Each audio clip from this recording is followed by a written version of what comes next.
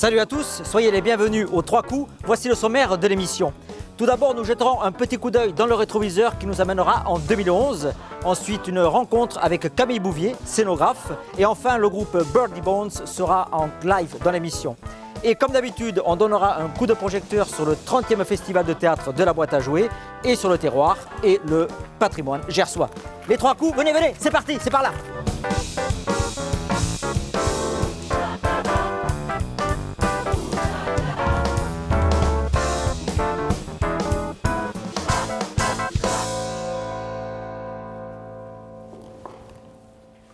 On démarre tout de suite avec un coup d'œil dans le rétroviseur.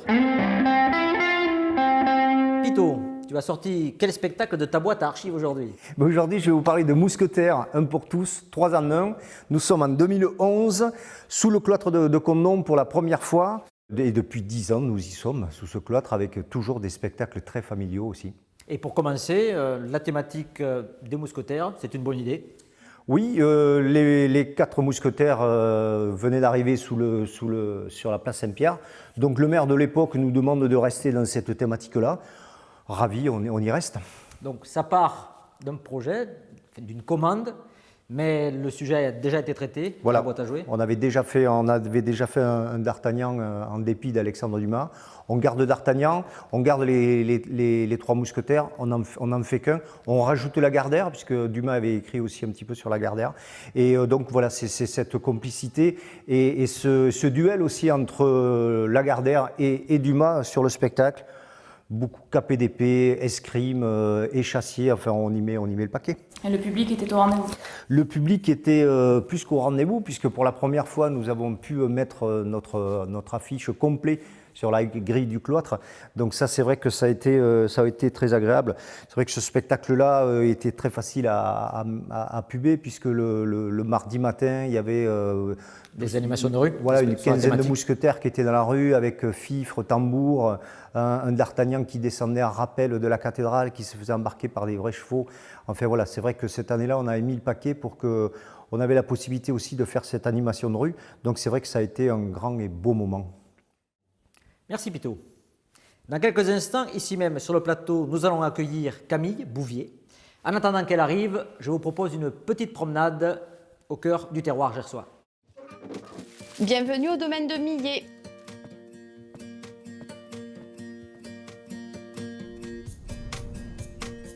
Je suis Laurence Sedèche, on est en plein dans le chai d'Armagnac du château de Millet, donc on est situé à Éoz. Et je suis la 5e génération de vignerons à Millet, avec une production historique de l'Armagnac. On est en plein cœur du bas Armagnac. On a ici des Armagnacs plus ou moins jeunes. Il y a des Armagnacs en tout début de vieillissement et d'autres avec une maturation beaucoup plus poussée et qui ont jusqu'à 40 ans d'élevage en fût de chêne. J'aime beaucoup quand l'eau-de-vie, toute jeune, a extrait des éléments du bois qui vont lui donner des notes un petit peu vanillées, toastées, un peu comme une crème brûlée. Ça, c'est le tout jeune Armagnac. Et après, il y a les Armagnacs beaucoup plus matures, comme le 1989 chez nous, qui a 30 ans d'élevage en fût de chêne. Une grande longueur, beaucoup de saveurs, des notes vanillées et épicées. À Millet, nous accueillons toute l'année, du lundi au samedi, et j'aurai grand plaisir à vous recevoir et vous faire déguster ces différents millésimes et toutes les particularités de nos Armagnacs.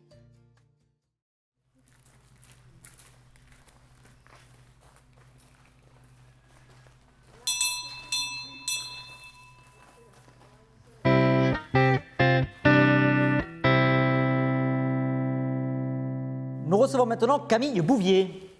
Bonjour Camille. Bonjour. Vas-y, assieds-toi. Merci.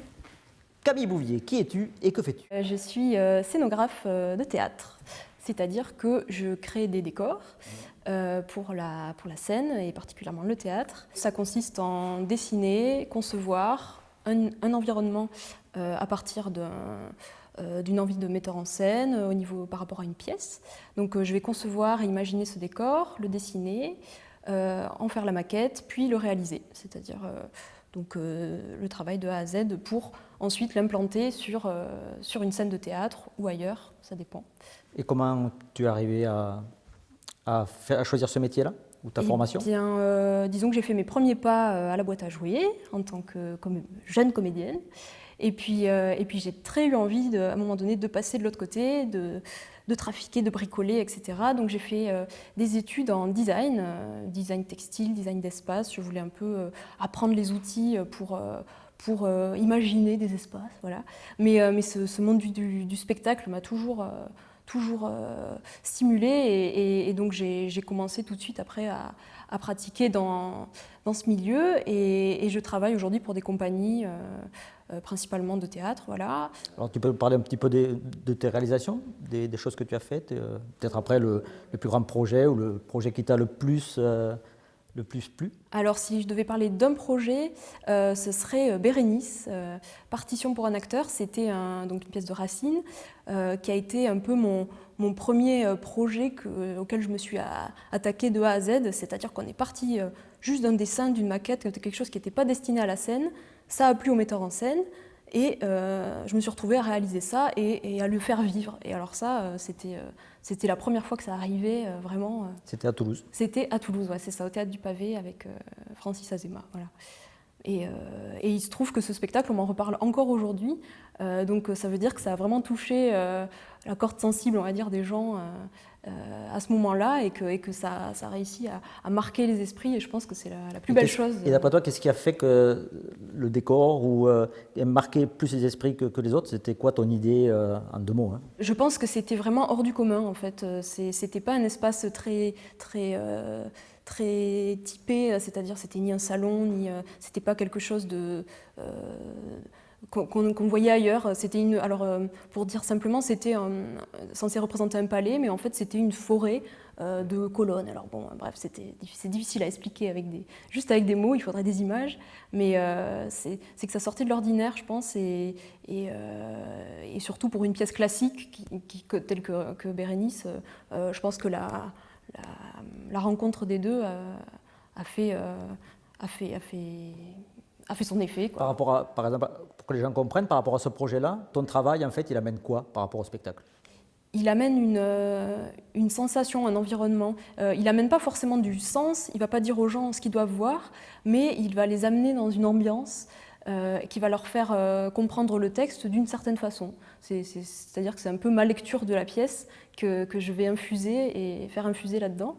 Et du coup, les spectateurs peuvent être touchés ou pas, hein, mais le but, c'est de toucher la corde sensible, c'est pas forcément de faire quelque chose de littéral. En tout cas, dans mon travail, c'est comme ça que je travaille. Et par rapport à ce projet, tu avais eu 100%, tu étais libre à 100% de faire ce que tu voulais? Oui, c'est pour ça que ça m'a marqué. C'était carte blanche et ça a très bien marché, ce qui est rarement le cas, on va dire. Et si tu dois avoir un souvenir en théâtre, le premier, le plus original, le plus marquant, ce serait lequel?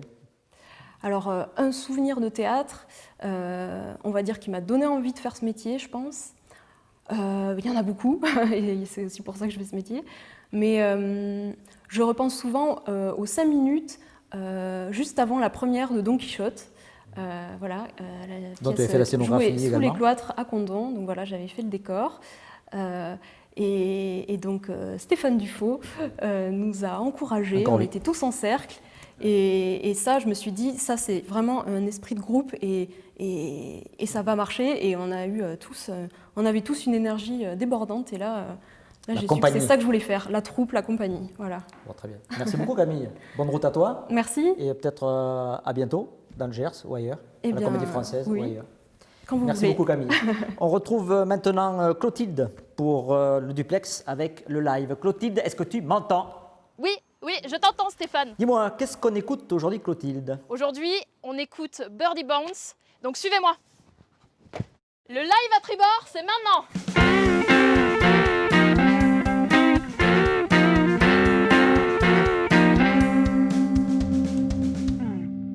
Bonjour. Bonjour. Bienvenue à bord. Merci beaucoup. Donc, bienvenue à bord Birdie Bounce, quand même, je précise. Première question qui est fondamentale, qui est une question un peu bateau. Est-ce que ça va? Ça va super. Ça va super. Super, on est très très bien. Petite présentation du groupe pour commencer, peut-être? Ouais, alors Birdie Bounce, c'est un quintet donc, qui va regrouper Olivier à la guitare, Balt à la basse, Antoine aux percussions et saxophone, moi à la batterie et le plus important, Aliénor au chant.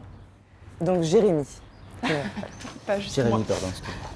D'où ça vient, cette idée de groupe? Alors Birdie Bones, il y a 2 raisons qui ont fait qu'on a monté ce projet et qu'on s'est appelé comme ça. Le birdie, c'est pour le dodo, oiseau emblématique de la Réunion et que j'affectionne beaucoup. Donc j'avais très envie de retrouver ce petit dodo dans notre groupe. Et Bones, ça fait référence à un projet que j'avais avec mon frère qui s'appelait Sugar Bones. Et ce projet-là, il rend hommage à tout ce travail que j'ai fait avec lui pendant tout ce temps-là. C'était vraiment une expérience super. D'ailleurs, on a 2-3 musiciens dans le groupe qui faisaient aussi partie de Sugar Bones. Et donc j'ai voulu montrer une petite continuité, un hommage à ce projet-là. Et dernière question, et après je vous laisse nous faire rêver. Quelle chanson vous allez nous chanter? Alors, il s'appelle Too Hide For Me, ce morceau. Et c'est l'histoire d'une jeune femme qui gère pas très bien ses émotions, clairement. Et du coup, on ne sait pas trop si elle parle d'amour, si elle parle d'addiction. On ne sait pas trop, mais on n'a pas voulu préciser. Je vais vous laisser vous installer. Et nous, on va écouter Birdie Bones avec Too High For Me. À vous de jouer.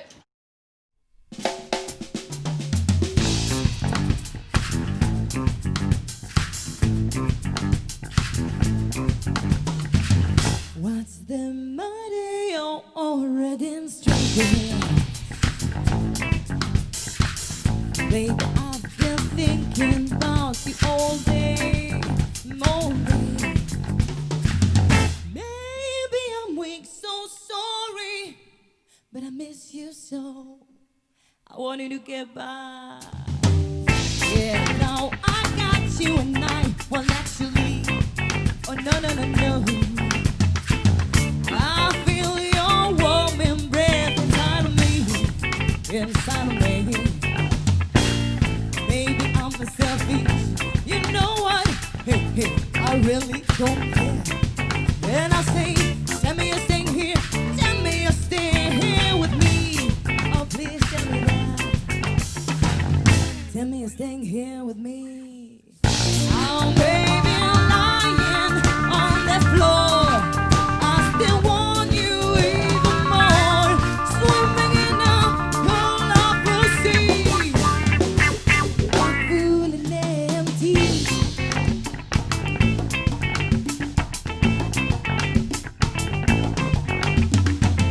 Oh dear, I'm suffering from dizziness. From dizziness. You make me sick in my mind. It's a mess. Oh, it's a mess. Okay, you have one. Now stop. I need some rest. Yeah, I really need some rest. And I want you to get away. Want you to get away from me. Get away. I want you to get away from me. Oh, baby, lying on the floor. I still want you even more. Swimming in a colorful sea. But full and empty.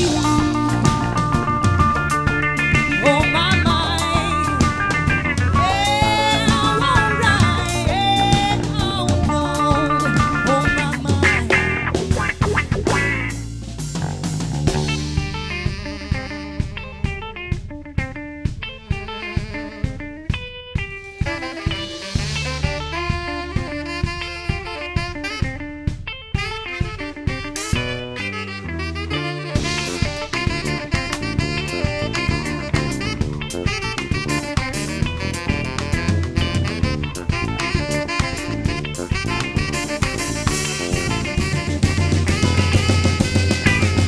Now that I'm lying on the floor, I don't want you anymore. Floating in a colorful sea. That's too high for me. Merci beaucoup, c'était super. C'était Birdie Bones. À toi Stéphane. Merci beaucoup Clotilde. Sans transition, nous partons faire maintenant une petite balade sur les routes du Gers, comme d'habitude. C'est parti!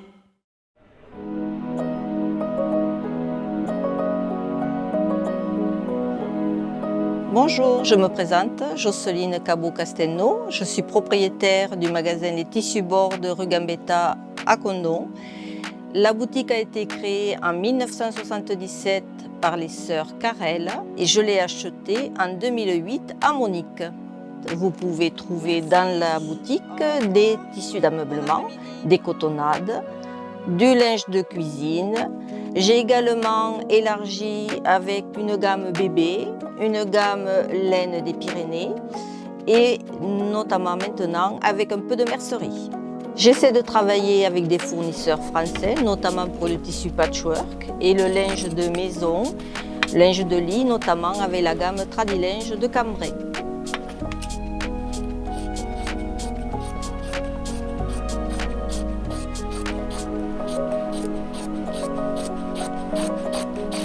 Vous pouvez me retrouver au 33 rue Gambetta, du mardi au samedi de 9h à midi, 14h30, 18h30, où je serai heureuse de vous retrouver, de vous accueillir et de vous conseiller. Le coup de projecteur est présenté par Carla. Alors Carla, de quoi tu nous parles aujourd'hui? Aujourd'hui, je vous parle de Soir d'orage à Cassaigne. C'est produit par Plémon. Alors c'est toi, Stéphane, l'auteur du spectacle? Oui. Soir d'orage, c'est un titre un peu défi, non? Pourquoi ça? Alors en fait, je t'explique. Nous jouons chaque année dehors au château de Cassaigne, c'est normal. C'est un lieu magnifique. Pendant 2 ans, nous avons eu droit à des orages qui nous ont forcés à annuler plusieurs fois le spectacle. Donc là, on s'est dit, on va mettre orage dans le titre, ça le fera fuir pour conjurer le mauvais sort, comme tu l'as dit. On croise les doigts. Alors, Soir d'orage à Cassaigne, c'est une adaptation de 3 contes autour du diable, un conte de Grimm et 2 contes québécois. Beaucoup d'auteurs ont traité du sujet, faut-il pactiser avec le diable ou réussir à le berner? Là, c'est exactement de ça qui sera question dans le spectacle. C'est toi, Pito, qui assure la mise en scène. Ouais. Et cette année, c'est le phare à cheval au fond du parc du château qui accueillera le spectacle. Cette construction en pierre qui est à l'abri d'un grand chêne, c'est le dernier témoin du jardin à la française qu'a été autrefois le jardin de Cassaigne. Lieu absolument magique et qui donne effectivement beaucoup d'inspiration pour la mise en scène. Oui, exactement. Pour les artistes, ce lieu, ça a toujours été celui des fantasmes et des légendes. Et là, avec cette pièce, on va continuer à les faire vivre, ces légendes. Sur scène, 5 comédiens qui partagent le plateau avec des habitants du village et de l'association de Cassaigne, puisque pour la 4e année consécutive, c'est eux qui assurent la figuration du spectacle. Donc les comédiens déroulent une intrigue familiale entre les vignes et le parc du château qui devrait plaire aux petits et aux grands.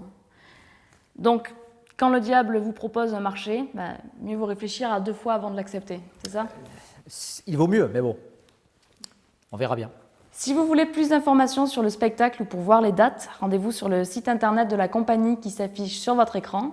Et moi, je vous invite à la découverte du château de Cassaigne en compagnie de Sylvie. Salut Sylvie, merci de nous accueillir au château de Cassaigne. Avec plaisir. Est-ce que tu peux nous en dire un petit peu plus sur les origines de ce lieu?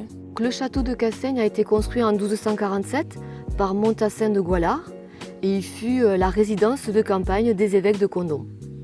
Et ce jusqu'à la Révolution française où là il devint un bien national et donc le château fut racheté par l'intendant du dernier évêque Bertrand Duviard. Et les descendants en sont toujours propriétaires d'ailleurs. Alors en arrivant ici, les gens peuvent faire le tour du château à l'extérieur en visitant les parcs, les vignes, les daims. Et il y a une partie de la visite qui se passe à l'intérieur du château, c'est ça?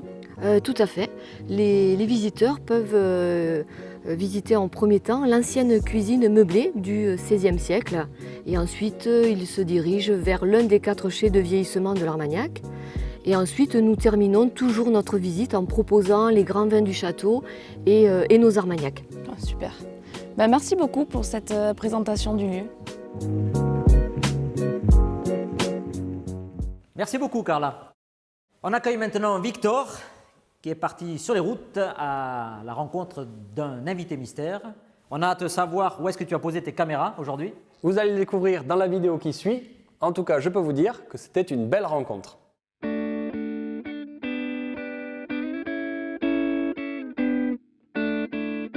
Eh bien, bonjour Macha Merrill. Bonjour Victor. Et merci beaucoup de nous accorder cette interview. Qu'est-ce qui vous a donné envie de faire ce métier artistique, puisqu'en plus vous êtes une touche à tout, on pourrait dire. Vous avez fait du théâtre, du cinéma, de la télévision. Qu'est-ce qui a donné l'étincelle à la jeune Macha Merrill pour se lancer dans le métier? Ah, une grande question. Vous avez 3 quarts d'heure parce que... D'abord, ce n'est pas un métier. C'est une façon de vivre.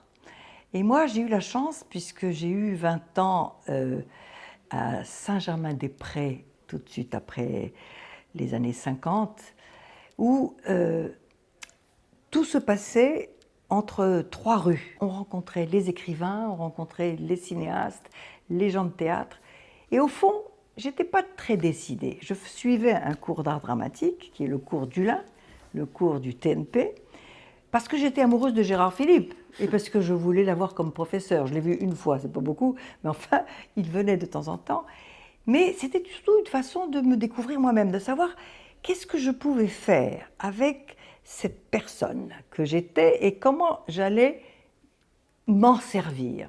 Alors, j'étais assez mignonne, il faut dire quand même, j'étais championne de bebop. Je dansais le bebop au club du Saint-Germain-des-Prés. Et évidemment, j'ai tout de suite rencontré tous les copains qui ont suivi toute ma vie, Guy Bedos, Belmondo, qui était au début, qui était au conservatoire. Puis alors j'étais très snob, parce que moi j'étais dans l'école de gauche. Nous étions avec Jean Vilar. Et puis il y avait le conservatoire de l'autre côté, et c'était le vieux théâtre. Pour nous, poussiéreux, c'était la Comédie Française. Tout ça a beaucoup changé maintenant, mais à l'époque, c'était vraiment très clair. Hein. Et donc moi, je ne voulais pas être avec les vieux, je voulais être avec l'avenir. Et puis, très vite, le cinéma est arrivé. Le cinéma, c'était le cinéma. Ce n'était pas des produits, c'était des gens qui s'expriment. Et puis, est arrivée la nouvelle vague, et évidemment, on a eu cette chance incroyable, ma génération, c'est de vivre ça. Ça a été une véritable révolution. On ne faisait pas du cinéma de la même façon qu'avant. Bon, tout ça a beaucoup changé parce que maintenant, le cinéma est vraiment une industrie et il reste le théâtre. Alors, le théâtre. Voilà, c'est ce que j'allais vous dire. La deuxième passion, c'est peut-être le théâtre? Ce n'est pas une passion, c'est beaucoup plus que ça. C'est un sauvetage.